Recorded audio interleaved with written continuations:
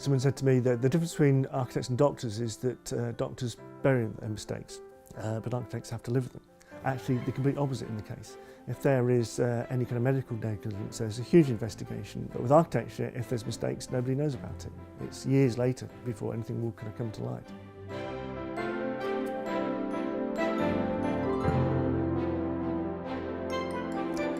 I'm a Professor of Environmental Architecture in the Mackintosh Environmental Architecture Research Unit.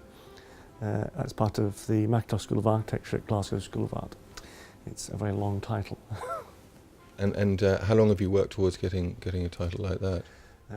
The research unit has been going for about nearly 20 years. It was founded by myself and my colleague Colin Portis.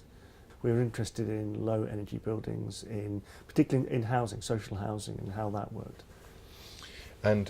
And tell us a little bit about your background. Tell us a little bit about that. If you no, but well, okay. So I did a PhD at Strathclyde. I then went and worked in practice. I worked for an organisation called the Technical Service Agency, which was sort of a bit like an architectural version of legal aid. We would do free work for tenants' organisations. In Glasgow at the time, there were big problems of sort of 60s architecture, which was damp and cold and mouldy and things like that.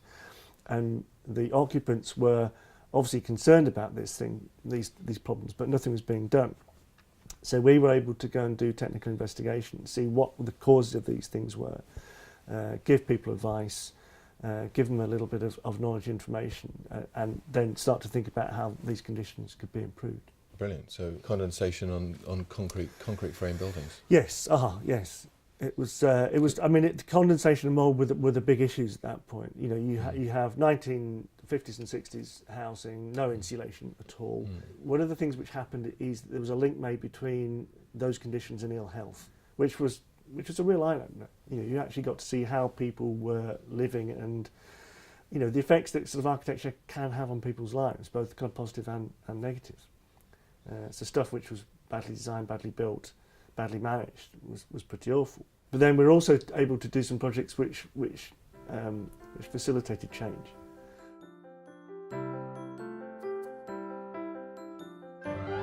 One of the projects was something called the East Hall Demonstration Project. So this was a low energy refurbishment of some really poor housing in the East End of Glasgow, and it had a big solar component. And at the time, this was 25 years ago now, at the time if you mentioned solar and Glasgow in the same sentence, people would literally laugh out loud. But you know, it sort of demonstrated that passive orientation, use of the sun, you know, good insulation levels, good ventilation would really make a significant difference. And of course, many of these buildings that you were speaking of now are now clad on the outside of the building. So you must have been very influential in that work, or?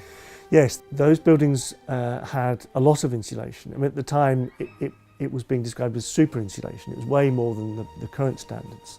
And that type of work is now the norm. The big agenda at the moment is all about energy, but a lot of it has led to use of a lot of technology, in some cases unnecessarily technology. So I think our advice is how to make it simple, how to make it robust, and most importantly, how to make it usable. A lot of buildings have lots of very complicated technology which on paper work perfectly, but in practice lots of things can and do go wrong. As a developer, you're the last person who touched it. So if things start going wrong, it's your name that's attached to it. And they've taken a lot of responsibility for design. So they want to make sure that these things are working. These are products which they are selling to people, so they want to make sure that they're working well. And Tim, do tell us about your property secret. So my property secret is that we should be building in some facility to go back and look at how buildings work after they've been constructed. It doesn't have to be a big piece of work. It doesn't have to be a big piece of academic research, but it is, you know, just customary monitoring and evaluation of how the building's working, how people are using it, how much they're enjoying it, and using that information to design the next one better.